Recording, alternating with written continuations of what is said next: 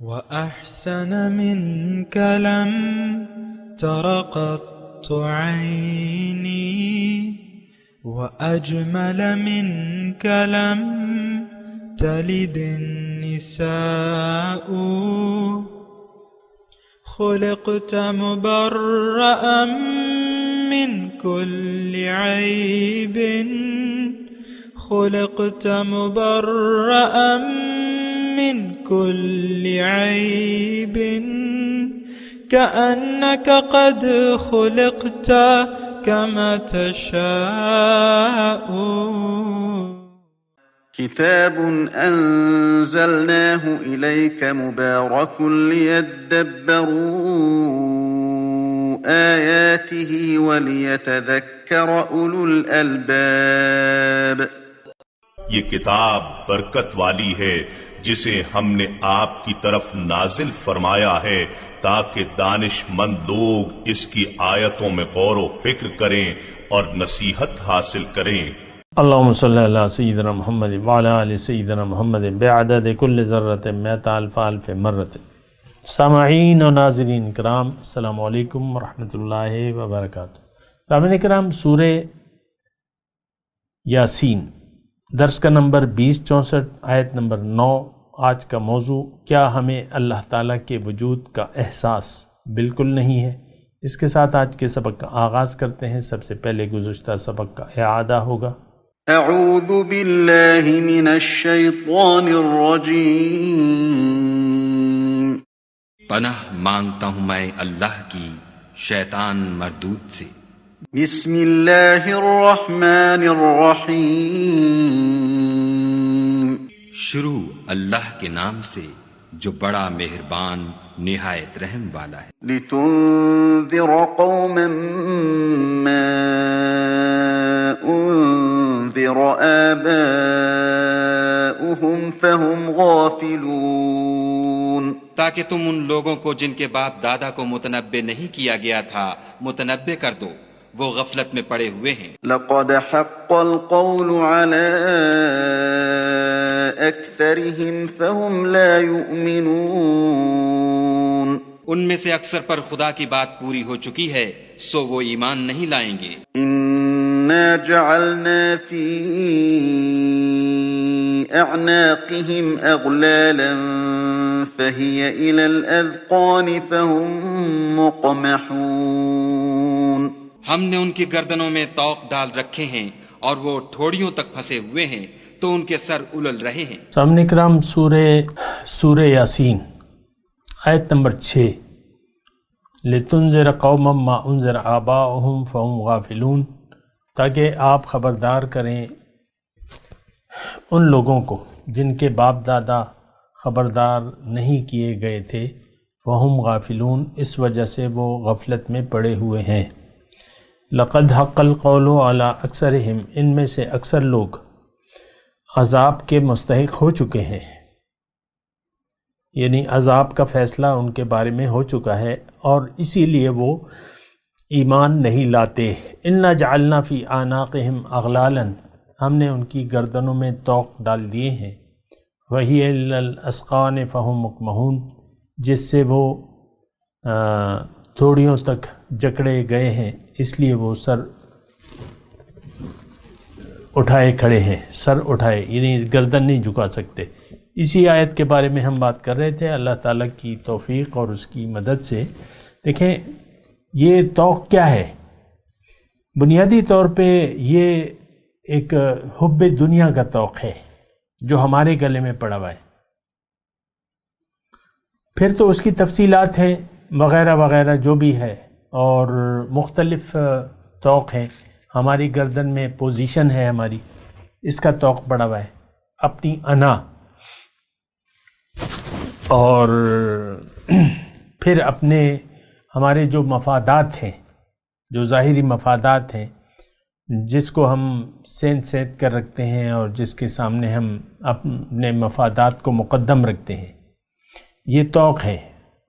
حب مال، حب جاہ، دولت، عزت، شہرت اور وغیرہ جو بھی ہمیں چیزیں محبوب ہیں، یہ ہمارے گلے میں ایک طوق ہے. جیسے کہ وہ آیت مبارکہ ہے کہ زُيِّنَ لِلنَّاسِ حُبُّ الشَّهَوَاتِ مِنَ النِّسَاءِ وَالْبَنِينَ وَالْقَنَاطِيرِ الْمُقَنطَرَةِ مِنَ الذَّهَبِ وَالْفِضَّةِ وَالْخَيْلِ الْمُسَوَّمَةِ وَالْأَنْعَامِ وَالْحَرْثِ ذَلِكَ مَتَاعُ الْحَيَاةِ الدُّنْيَا وَاللَّهُ عِنْدَهُ حُسْنُ الْمَآبِ۔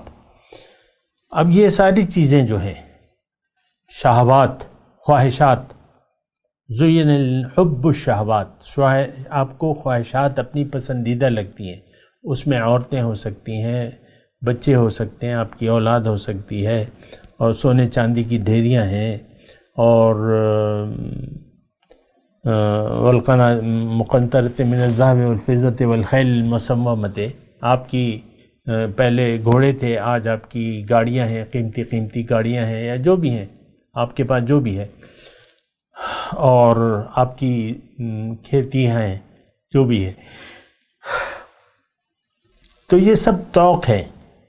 دیکھیں، میں نے آپ کو ابتدائی طور پہ ایک لفظ کا حب دنیا، اور میرے آقا نے اس کے بارے میں فرمایا کہ حب الدنیا رأس کل خطیہ، جب دنیا کی محبت آپ کے دل میں پڑ جائے تو یہ تمام برائیوں کی جڑ ہے۔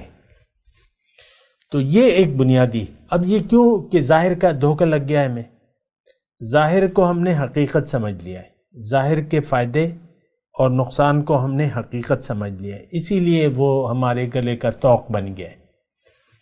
آپ دیکھ لیں، آپ کے تمام فیصلے اپنے ظاہری مفادات کے تحت ہوتے ہیں۔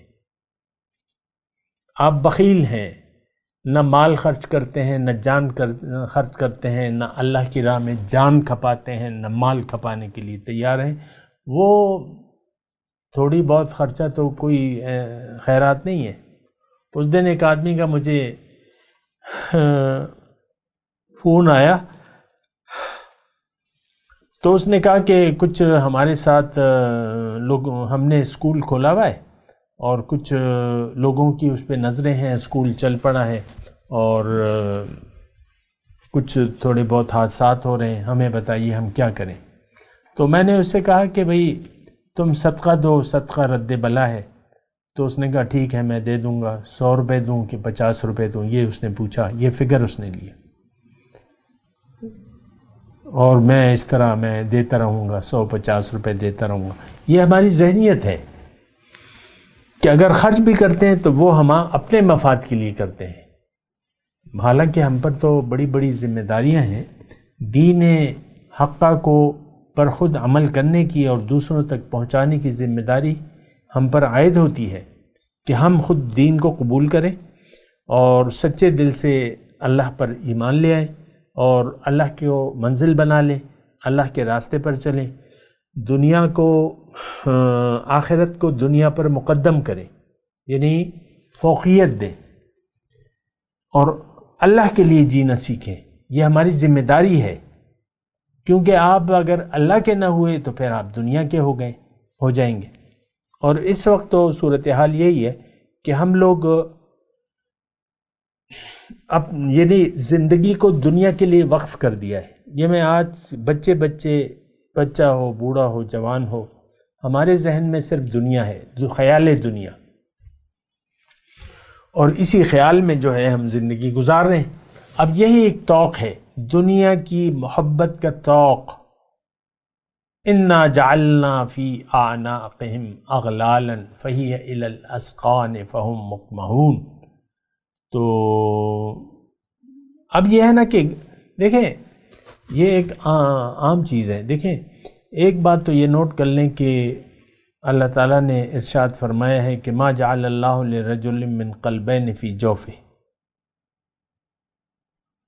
اللہ تعالیٰ نے کسی کے سینے میں 2 دل نہیں بنائے ہیں، ایک دل ایک ہوتا ہے۔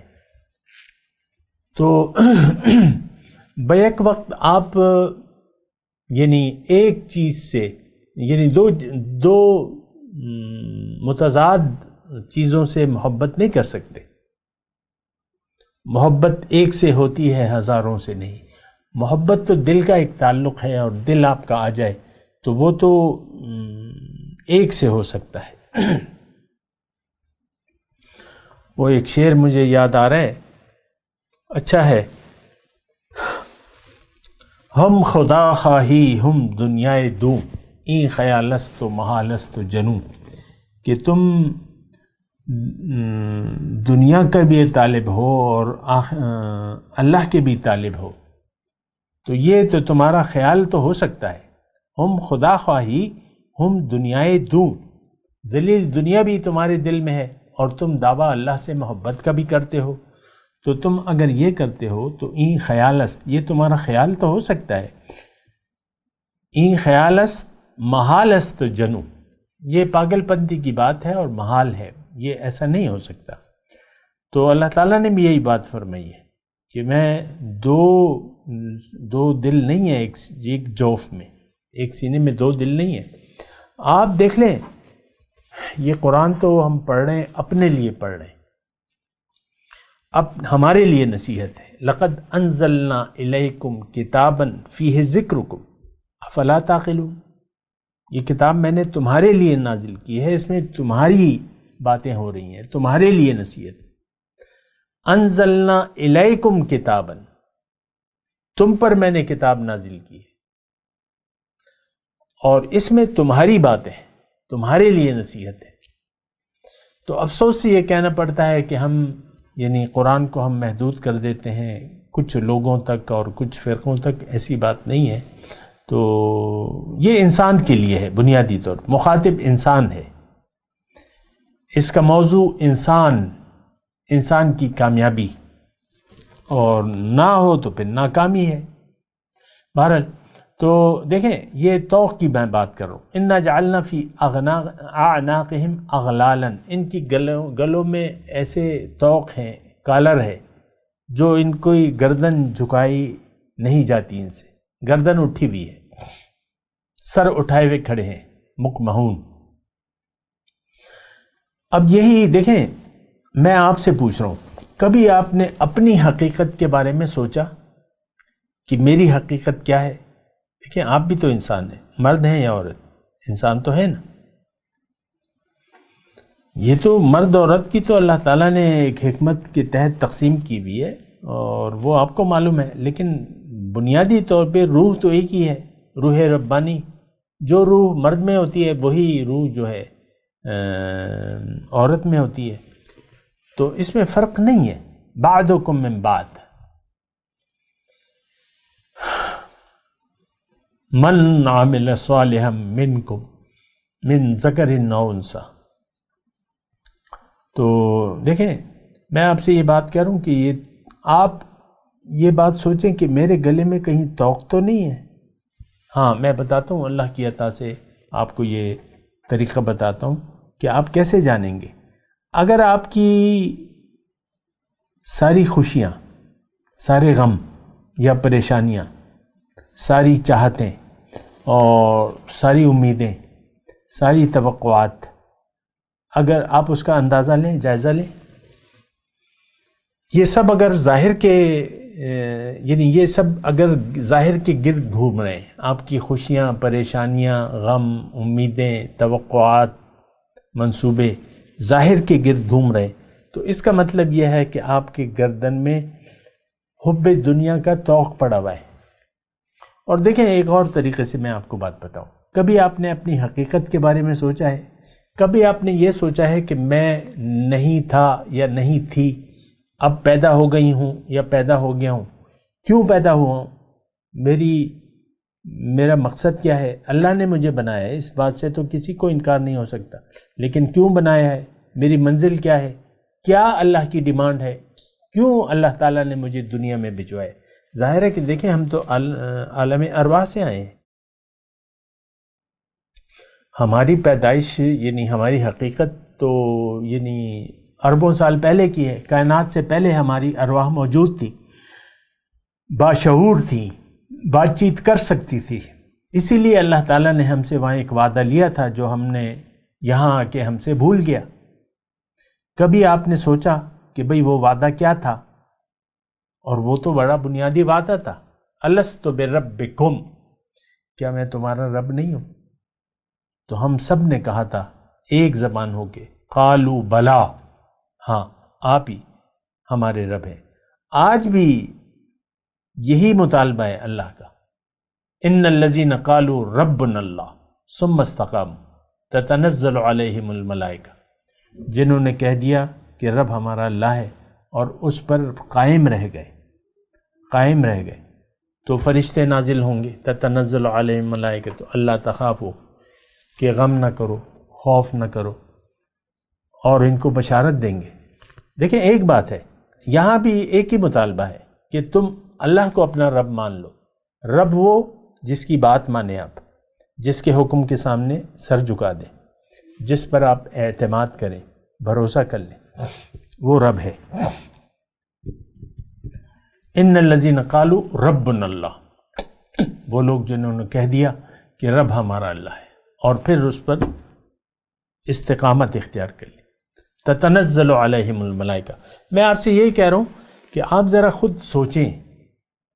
میں تو دعوے سے کہہ رہا ہوں کہ آج کی مسلمان کے گردن میں حب دنیا کا توق ہے بس.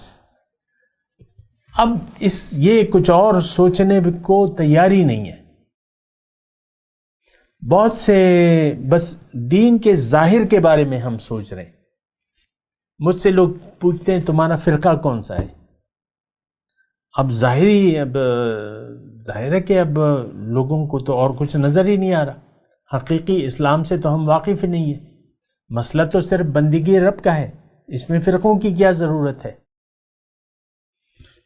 تو یہ جو آیت ہے اس کے بارے میں آپ سوچیں، یا تو آپ کی گردن میں توق ہے یا نہیں ہے. اور اس کی علامت میں آپ کو بتا رہا ہوں. بہرحال اچھا، پھر اللہ تعالیٰ آیت نمبر 9 میں یہ فرما رہا ہے کہ وَجَعَلْنَا مِن بَيْنِ أَيْدِيهِمْ سَدًّا وَمِنْ خَلْفِهِمْ سَدًّا فَأَغْشَيْنَاهُمْ فَهُمْ لَا يُبْصِرُونَ. ہم نے ان کے آگے ایک دیوار کھڑی کر دی ہے اور ایک دیوار ان کے پیچھے ہے، اور ہم نے انہیں ڈھانک دیا ہے. فَأَغْشَيْنَاهُمْ فَهُمْ لَا يُبْصِرُونَ.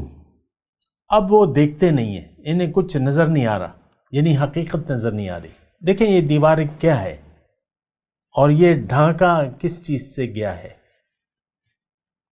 اس کے بارے میں دیکھیں. آگے دیوار کا مطلب ایک رکاوٹ، آگے بھی دیوار پیچھے بھی دیوار، بیچ میں ہم، اور ہم نہ آگے، یعنی ہمیں اپنی گزشتہ حقیقت بھی نہیں معلوم، ہمیں آئندہ زندگی کے بارے میں بھی ہمیں کچھ سوج نہیں رہا، ہمارا یقینی نہیں ہے آخرت پر. ایک دیوار ہے. اب یہ دیواریں کیا ہیں؟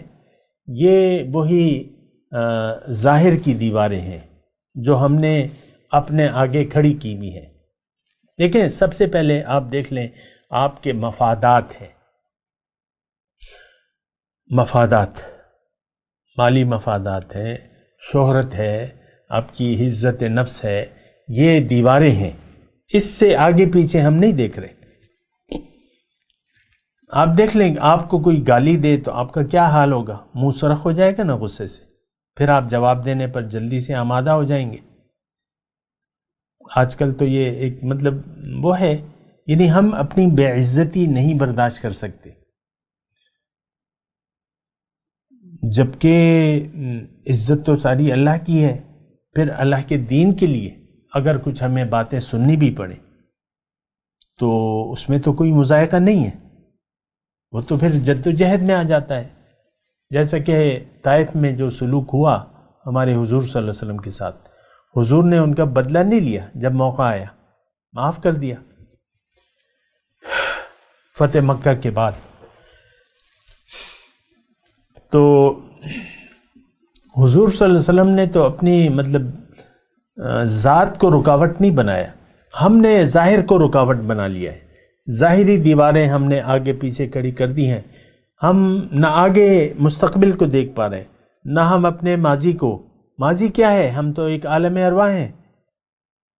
ماضی کیا ہے؟ ہم یعنی ماں کے پیٹ میں جو تھے، رحم مادر میں رہ چکا ہوں، آپ بھی رہ چکے ہیں.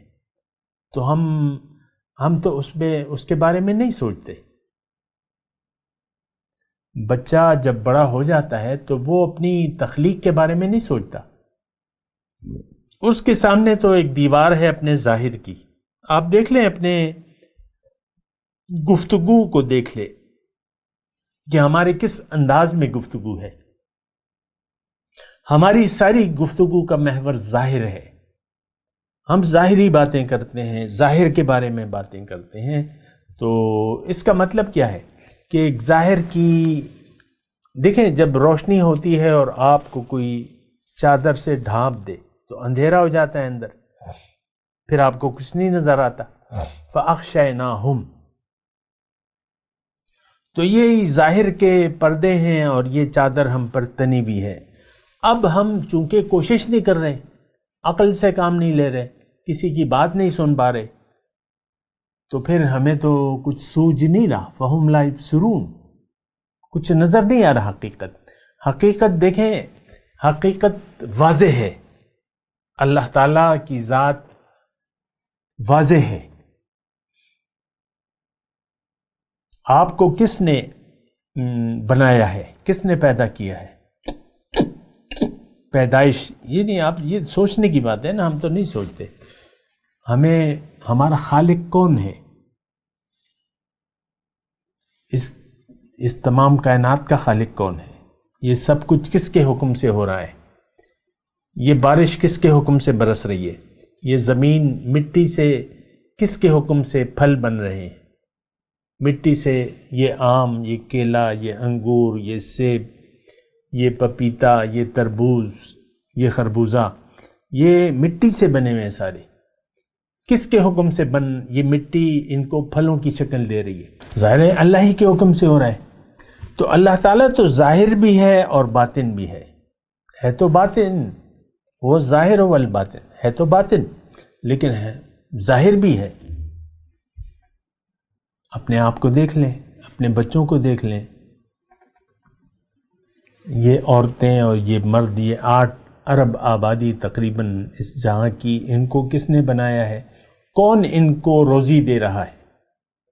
روزی کا ذمہ اللہ تعالیٰ نے اپنے ذمے لیا ہوا ہے. یہ تو ہم پریشان ہیں نا، لیکن رزق کا ذمہ تو اللہ تعالیٰ کا ہے اور وہ رزق دے رہا ہے. یعنی اللہ تعالیٰ اپنی مخلوق کو رزق دے رہے. 8 ارب لوگوں کو مسلسل رزق دیے چلے جانا، یہ کسی انسان کے بس کی بات تو نہیں ہے. اور دیکھیں یہ بارش برسنا بند ہو جائے، پانی خشک ہو جائے، اور تو آپ کی زندگی ختم ہو جائے گی. 3 حصے پانی کس نے دنیا میں بنایا ہے؟ 1 حصہ خشکی ہے، 3 حصے پانی. اتنا زیادہ پانی تو آپ یعنی تصور نہیں کر سکتے. یہ سب اسباب و ذرائع اللہ تعالیٰ کے بنائے ہوئے. نمبر 1. اور پھر اللہ تعالیٰ نے یہ سب کچھ ہمارے لیے بنایا ہے. وَسَخَّرَ لَكُم مَّا فِي السَّمَاوَاتِ وَالْأَرْضِ، تمہارے لیے، تمہارے فائدے کے لیے میں نے مسخر کر دیا ہے جو کچھ آسمان اور زمین میں ہے. تو اب سوال یہ ہے کہ ہمیں کس لیے بنایا ہے؟ تو ظاہر ہے کہ ہمیں اللہ تعالیٰ نے دنیا کے لیے نہیں بنایا ہے، ہمیں اللہ تعالیٰ نے اخروی کامیابی کے لیے بنایا ہے. جنت ہمارے لیے بنائی ہے. جو اس امتحان میں سے پاس ہو جائیں گے وہ لوگ جنت میں جائیں گے، جو لوگ ناکام ہوں گے تو وہ جہنم میں جائیں گے. ہم تو ان سارے تصورات سے بے نیاز ہو کر زندگی گزار رہے ہیں. جنت دوزخ ہمارا مسئلہ آج نہیں ہے، ہمارا مسئلہ ظاہر ہے. آپ دیکھ لیں اپنی پریشانیوں کو، آپ کو کوئی پریشانی نہیں ہے دوزخ کی. جہنم، جنت، اس پر تو ہمارا یقین بھی نہیں ہے. دوبارہ پیدائش کے بارے میں ہمارا یقین نہیں ہے، اور خاص طور پہ رب العالمین کے سامنے کھڑے ہونے کا کوئی تصور بھی نہیں ہے ہمارا. پوچھ گچھ یا سوال جواب کہ ہم قائل نہیں ہیں، ہمارا یقین نہیں ہے. ہمارا یقین تو دیکھیں ظاہر تک محدود ہے، ظاہر تک.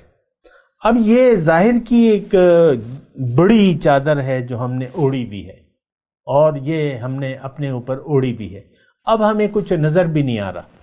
یہ آج مسلمان معاشرے کی میں بات کر رہا ہوں، اور حضور صلی اللہ علیہ وسلم کی وہ حدیث اس وقت میں ضرور سناؤں گا کہ حضور نے پیشن گوئی کی ہے. کہ لوگوں پر ایک زمانہ ایسا آئے گا، مسلمانوں پر، کہ اسلام کا صرف نام رہ جائے گا اور قرآن کا صرف رسم الخط رہ جائے گا، مساجد آباد ہوں گی، ہدایت سے خالی ہوں گی، اور اس زمانے کی شریر ترین مخلوق، اس زمانے کے آسمان کی چھت کے تلے اس زمانے کے علماء ہوں گے، فتنہ ان میں سے اٹھے گا اور ان میں واپس لوٹے گا۔ آپ دیکھ لیں کیا ہو رہا ہے، دین کے نام پر ہمیں تقسیم کر دیا گیا ہے اور صرف چند ظاہری باتوں کو لے کر ہمیں الجھا دیا گیا اس میں۔ آپ کو میں بتاتا رہتا ہوں۔ تو بہرحال دیکھیں، اب دین کو تو دیکھیں ہم جانتے تک نہیں ہیں، یہ بات میں آپ کو بتا چکا ہوں۔ دین کی حقیقت، قرآن کی حقیقت، پیغمبر کیوں آئے ہیں، میں اپنی حقیقت سے ہم آگاہ نہیں ہیں۔ دھوکہ ہے نا، ظاہر کا دھوکہ ہے۔ اب دین بھی بس ہم نے ظاہری رکھ رکھاؤ ہے۔ جمعے آتے ہیں، آج وزیر اعظم کا میں ایک کلپ سننا تھا عمران خان کا، کل کا تو پتہ نہیں کیا ہو، لیکن آج تو وزیر اعظم وہ کہتے ہیں میرے بچپن میں، وہ کلپ ابھی بھی یوٹیوب پہ موجود ہے، کہتے ہیں بچپن میں مجھے والد مطلب لے جاتے تھے زبردستی، جیسے کہ ہم اپنے بچوں کو لے جاتے ہیں، تو وہ کہتے ہیں میں باپ کی بڑی عزت کرتا تھا تو میں چلا جاتا تھا، عید پہ نماز پڑھنے چلا جاتا تھا، اور مجھ میں کوئی ایمان نہیں تھا۔ اب بہرحال جو بھی یہ ان کے الفاظ ہیں، اور تو ہمارا ایمان تو ہے نہیں، سچی بات ہے، عمران خان کی بات سچی ہے، ہمارا یقین ہے لیکن وہ دنیا پر ہے، ہم ظاہر کے لیے زندہ ہیں، اللہ کے لیے جینا ہماری سمجھ میں نہیں آتا۔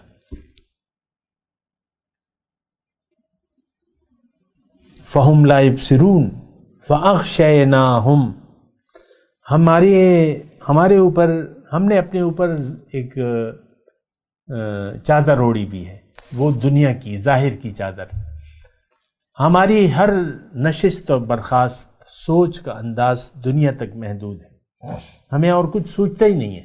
میں تلاوت کرتا ہوں، میرے ساتھ دہرائیے۔ اعوذ باللہ من الشیطان الرجیم، بسم اللہ الرحمن الرحیم۔ وَجَعَلْنَا مِن بَيْنِ أَيْدِيهِمْ سَدًّا وَمِنْ خَلْفِهِمْ سَدًّا فَأَغْشَيْنَاهُمْ فَهُمْ لَا يُبْصِرُونَ وَسَوَاءٌ عَلَيْهِمْ أَأَنذَرْتَهُمْ أَمْ لَمْ تُنذِرْهُمْ لَا يُؤْمِنُونَ۔ اب ان آیت کی تلاوت اور ترجمہ۔ اعوذ باللہ من الشیطان الرجیم، پناہ مانگتا ہوں میں اللہ کی شیطان مردود سے۔ بسم اللہ الرحمن الرحیم، شروع اللہ کے نام سے جو بڑا مہربان نہایت رحم والا ہے۔ وَجَعَلْنَا مِن بَيْنِ أَيْدِيهِمْ سَدًّا وَمِنْ خَلْفِهِمْ سَدًّا فَأَغْشَيْنَاهُمْ فَهُمْ لَا يُبْصِرُونَ، اور ہم نے ان کے آگے بھی دیوار بنا دی اور ان کے پیچھے بھی، پھر ان پر پردہ ڈال دیا تو یہ دیکھ نہیں سکتے۔ اس کے ساتھ ہی آج کے درس کا وقت اختتام کو پہنچا۔ اگلے درس میں انشاءاللہ ملاقات ہوگی۔ وآخر دعوانا ان الحمد للہ رب العالمین۔